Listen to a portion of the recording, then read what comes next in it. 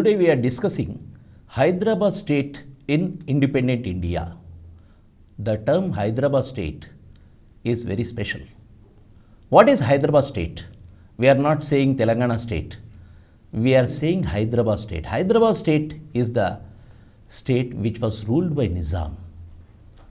Hyderabad state is part of the Nizam's dominion, which became part of the Indian Union when in 1947, August 15th, India became independent. Hyderabad was not part of the independent India. Hyderabad state we are talking about today is the state ruled by erstwhile Nizam and later getting integrated into Indian Union. So today we are going to talk about the Hyderabad state in independent India. This is the period between September 1948 to 1956. Why this date? September 1948 is the period when the Hyderabad state was merged with Indian Union. I am using the term merger, or you can use the term accession. It is not independence. It is merger or accession. These are the political terms used in 1948 September 17th when the Indian Union has organized an operation, a military operation, merging this territory with Indian Union. So this is the period we are talking about. So beginning with the role or the part, being the part of Indian Union, and next 1956 is the deadline. What is this 1956? 1956 signifies the formation of Andhra Pradesh. So the period is with the merger with Indian Union, we are talking till the formation of Andhra Pradesh. What has happened in this Hyderabad state? So the topic deals with, that is, first one is introduction, then formation of popular ministry under Burgula Ramakrishna Rao in 1952 and the Mulki agitation. Then demand for demand of the locals for employment, which is known as Mulki movement, and city college incidents and its importance in the future course of Telangana history. And last one is, this concludes with the Justice Jagan Mohan Reddy Committee report, which was submitted in 1953. So this period, this class intends to deal about these topics today. First, let's see what is happening on 17th September 1948. We call it as Operation Polo. What is this Operation Polo?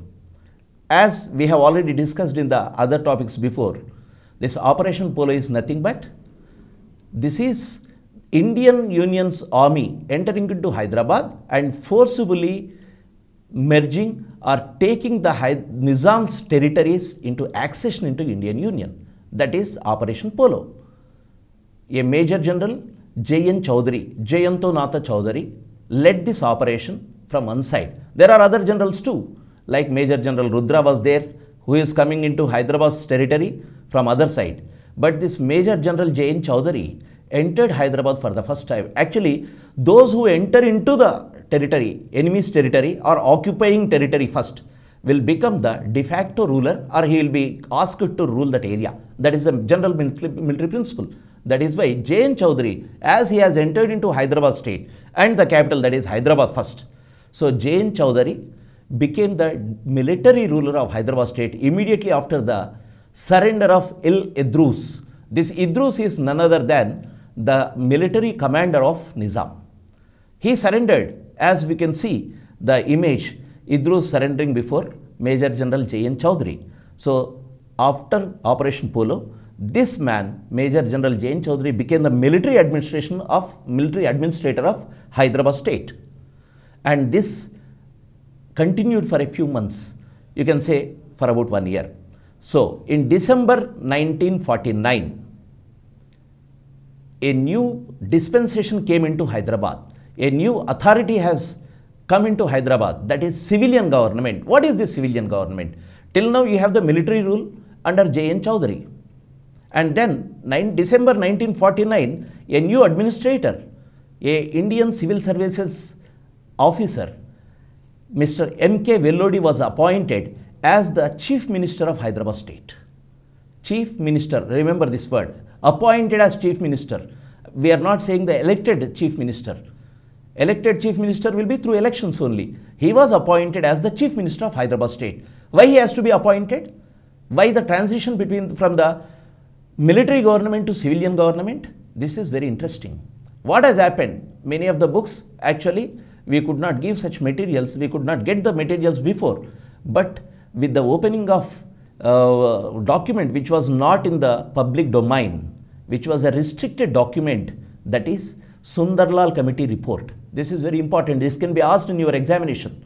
Sundarlal Committee, Pandit Sundarlal Committee report. What is this Pandit Sundarlal Committee report? Pandit Sundarlal Committee was appointed by Nehru when there was allegations that lot of excesses were committed by Indian Army when they were entering into Hyderabad or taking power into their hands.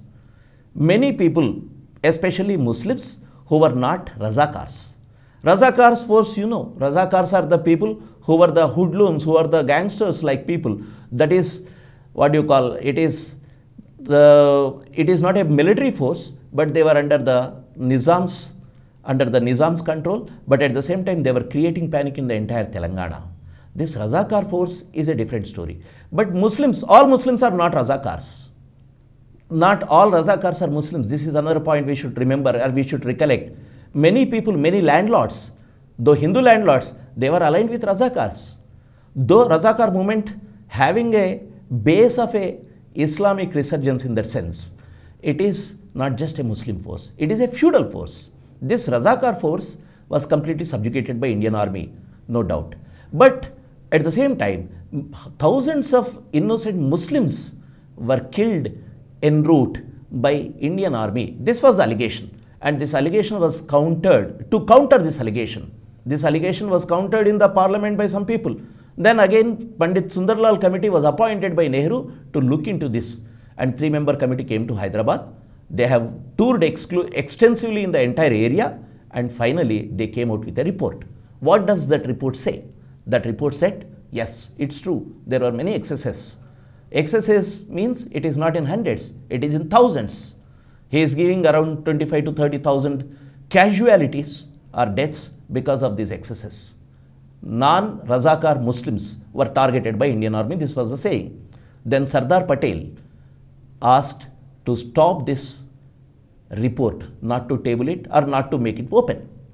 And under the pressure of Sardar Patel's only contention was this will diminish the morale of the Indian Army. This was his contention. So finally, because of this pressure, this document became a restricted document, a secret document, and it was in the archives till 2012. This became open now. But whether they came out with the report or not, it's a different story. But what has happened? Sundarlal Committee report clearly said there were excesses. And at the same time, there were allegations on Indian Army's rule in Hyderabad state. Because already this is a very, very tumultuous situation. It is simmering situation in Hyderabad state. One dispensation has gone, one rule has gone, Nizam has gone, and people were completely to change themselves to the other rule, Indian Union's rule. In this period, there were a lot of problems, and Indian Army was in the middle of the storm. So, the excesses were discussed in the parliament also. These are all the recordings we have in the parliamentary proceedings. So finally, what has happened? Because of these allegations and debates, the military rule was replaced by a civilian government under Mr. 𝗵𝗵𝗫𝗫𝗫, an ICS officer. His rule started from 26 January 1950 till March 1952. March 1952 is the date when the next government is coming, that is Burgula Ramakrishna Rao's elected government will come. So, what has happened with Nizam? Now, a civilian government has come into existence in 1950 from 26 January. At the same time, another change is also happening in the political scenario. Till now, Nizam was the ruler. Nizam was the king. Nizam was everything. Now, it is not that. Now, this part is part of the Indian Union, and Nizam was offered a new post, that is Raj Pramukh. Raj Pramukh, you can equate with the governor of today, but this Raj Pramukh post was offered to him, and he took the oath on 26 January as the Raj Pramukh. So, very interesting thing happened. After the accession of Telangana into Indian Union, two things changed. One thing is, the rule has changed, no doubt. But many of the officials of Nizam were imprisoned or kept in the house arrest, under house arrest. But only Nizam was spared. Nizam was spared and he became the Raj Pramukh. Why he has become Nizam Raj Pramukh? It is again a different story, because it deals with the Indian Union's policy with the princely states. Because I am talking about this because many will have a question. Idrus surrendered and he was arrested. His Prime Minister 𝗧𝗦𝗃𝗃 was arrested, and many other officials were imprisoned or thrown away. But Nizam is still there as the Raj Pramukh. Why it has happened? This is purely because of the policy of the Indian Union to deal with the princely states, to merge them into an Indian Union in a better way. Then, what is the extent of Hyderabad state during this period? Nizam's territory, if we just quickly go back to the previous periods, lots of things we talked about in Qutub Shahi or Asaf-Zahi period. Finally, when it came to 1948, the areas under Nizam's rule, when it was acceded to India, you have these territories. First, 9 Telugu districts of Telangana. Why we are calling 9 Telugu districts? 10 Telugu districts were there till recently. Now it is 31. We call 9 because when these things were talked about, it was 9 districts. 9 districts of Telangana, 4 districts of Karnataka of present day, and 4 Marathi districts in Aurangabad division. So, 4 in Maharashtra gone, later 1956, 4 into Karnataka. So, what has happened? The remaining 9 Telangana districts, what we call today as Telangana, the Telugu speaking areas were the part of Hyderabad state. What are the districts? You can see there were 16 districts. Altogether, all these districts were grouped into 16 districts, and all these 14 were placed into 4 divisions. One division, Aurangabad division. That is Aurangabad, Bid, Nanded and Parbhani. These are all part of Maharashtra. Then Gulbarga division, Bidar, Gulbarga, Usmanabad and Raichur. This is part of Karnataka. Forget these two. For your examination, these two things, you have to remember that there are 4 divisions. That is Aurangabad plus Gulbarga. You need not worry about the districts. But come to our Telangana state of present day and the parts of Telangana in those days. There are 2 more divisions. First is Aurangabad, second is Gulbarga, third is Gulshanabad. What is Gulshanabad? Today we call it as Medak. Medak division was known as Gulshanabad division. What are they? What districts were there in Gulshanabad division? 𝗪𝗏𝗪𝗏𝗪, 𝗪𝗏𝗪𝗏𝗪. 𝗪𝗏𝗪𝗏𝗪 means proper Hyderabad. Next, Mahbubnagar district, Medak district, Nalgonda district and Nizamabad district. Leave this Nizamabad district. All the areas what we call today as South Telangana are into Medak division. Then remaining North Telangana part were under Warangal division. So the 4th division is Warangal division. What is the Warangal division? Adilabad, Karimnagar, Warangal. These 3 districts are part of Warangal division. Then what about Khammam? Khammam was part of Warangal in those days. So North Telangana was part of, mostly, you can say broadly, North Telangana districts of today were part of Warangal district. Remaining left is Nizamabad. And South Telangana districts were under Gulshanabad division, that is Medak division. In your examination, this name Gulshanabad can be asked in your prelims. So remember this word, Gulshanabad. So this is the extent of our Hyderabad state in 1952. Then comes the first general election in 1952. Our Indian Constitution came into existence in 1950, 26 January, you know. Then comes this first general election happening in the state, that is Hyderabad state, and 1952 has given the first elected chief minister to Hyderabad state, that is Burgula Ramakrishna Rao. Burgula Ramakrishna Rao, born in Telangana, educated, went up to Princeton College, Mumbai and everywhere. He studied law and he was a practicing lawyer and a congressman. Burgula Ramakrishna Rao's history we have studied in Telangana history long ago, in other topics also. Burgula Ramakrishna Rao, very important and an active person in all the cultural, social and political activities of Hyderabad state starting from 1930s. We can see Hyderabad, Nizam Rashtra, Andhra Jana Sangham and all those periods. Next comes this Burugula Ramakrishna Rao's names everywhere. So, a socio-cultural plus political activist, Burugula Ramakrishna Rao, a leader in the Congress, became the first elected president of Hyderabad state in 1952. He took oath on 6th March 1952 and remained in power till October 56. To sum up some generalizations about Burugula Ramakrishna Rao's period, tenure, we will have other topics. But to understand Burugula Ramakrishna Rao, he has taken very gloriously the power in the Hyderabad state. He led the Hyderabad state into an independent Hyderabad state, not a feudal Hyderabad state like Nizam. That is a very credible aspect. But very unfortunately, when he was resigned, when he was resigning, unfortunately what is happening? He has to leave and make way for a new territorial identity known as Andhra Pradesh. So, the only chief minister of Hyderabad state in independent India is Burugula Ramakrishna Rao.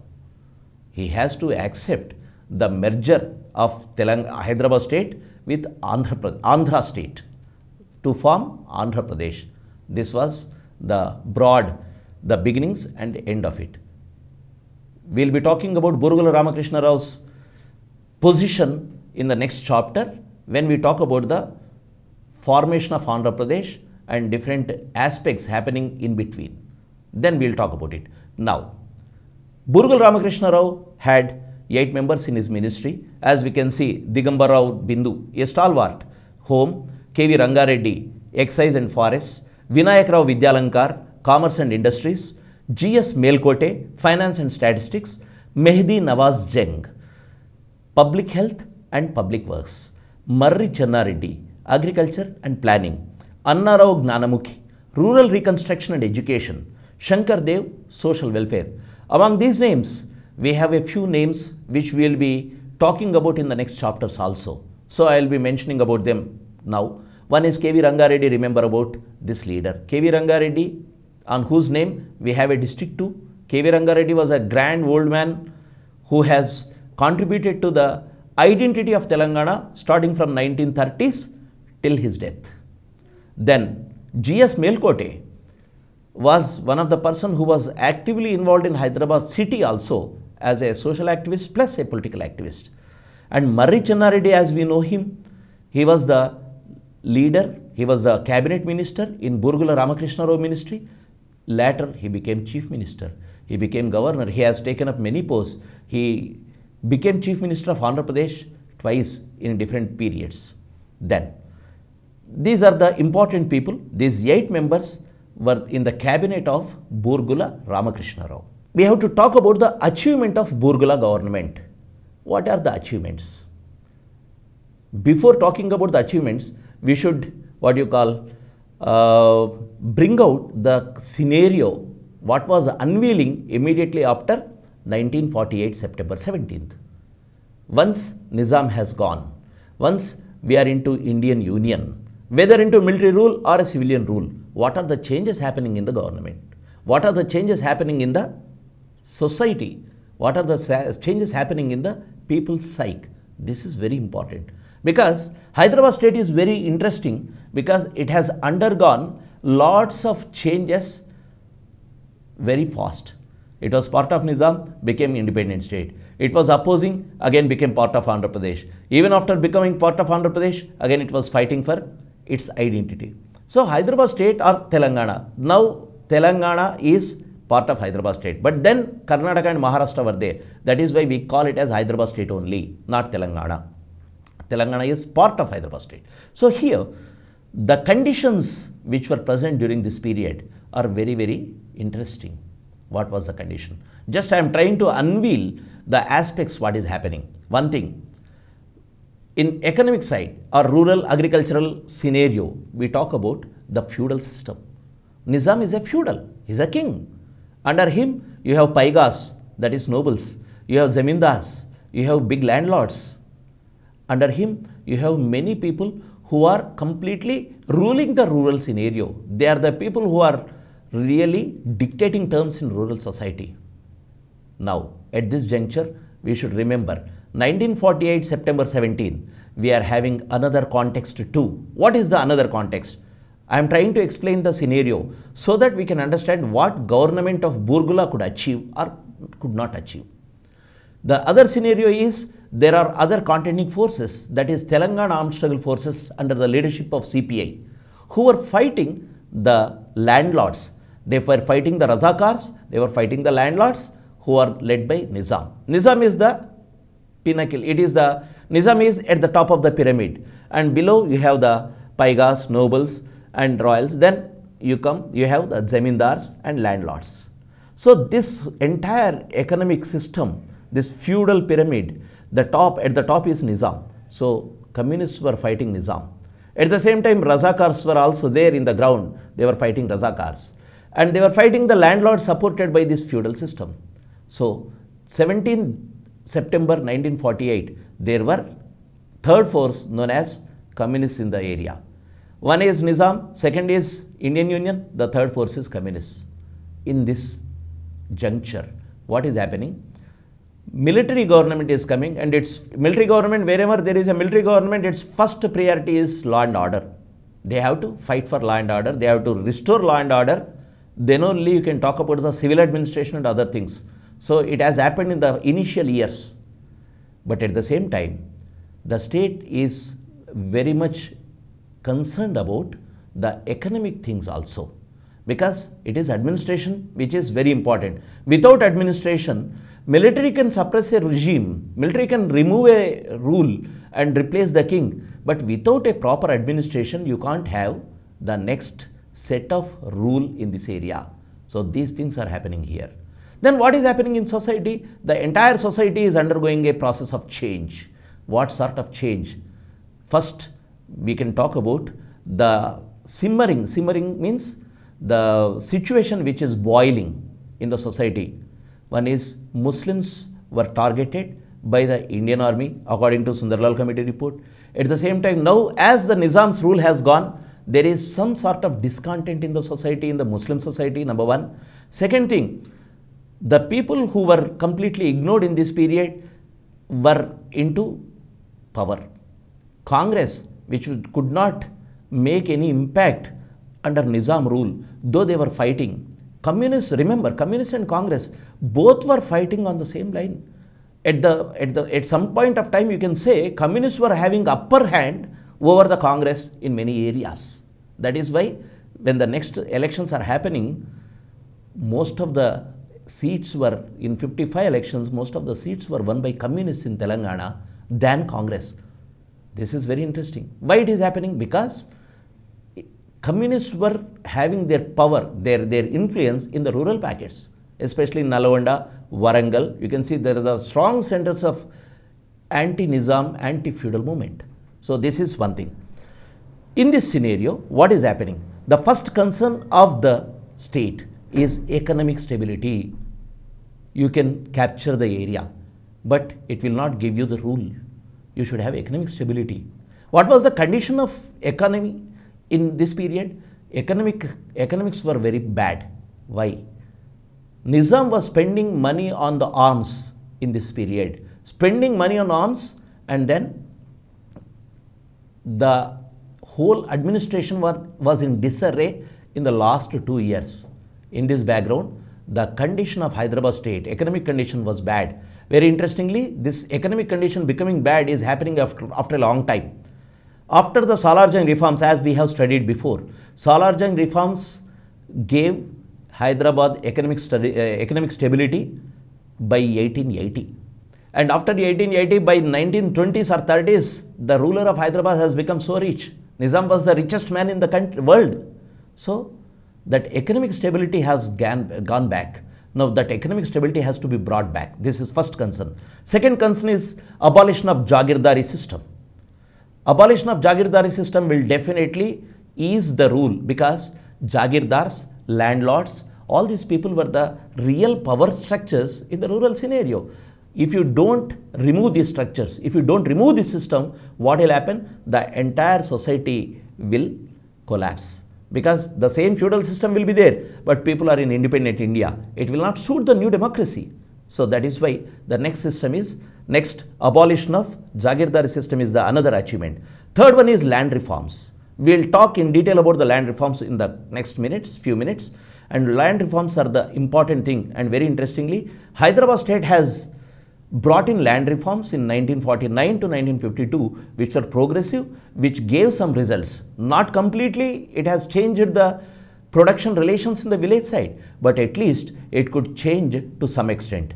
And next point is countering communists. Burgula Ramakrishna Rao has another task, that is communists, because Communist Party, as just now I said, Communist Party was so powerful.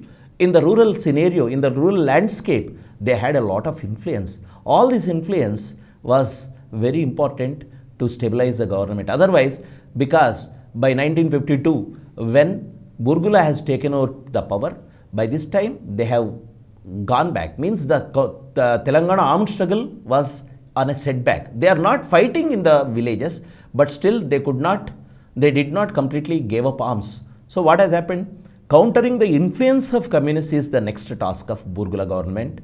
Then Mulki rule. This is the soul of your Telangana issue. Always we fought for the employment, and Mulki, Gair Mulki are the terms, mantras we always had in our discourse. Mulki rule, Burgula came to power. Within a few months he has to encounter a new situation where Mulki movement has started. So this is the next point. And last is creation of trust and confidence in law and order. Definitely, this is the essence of all these things. Burgula government has to counter all these issues, economy, on the economic front, on political front, and the law and order front. So we will see what are the achievements Burgula government has done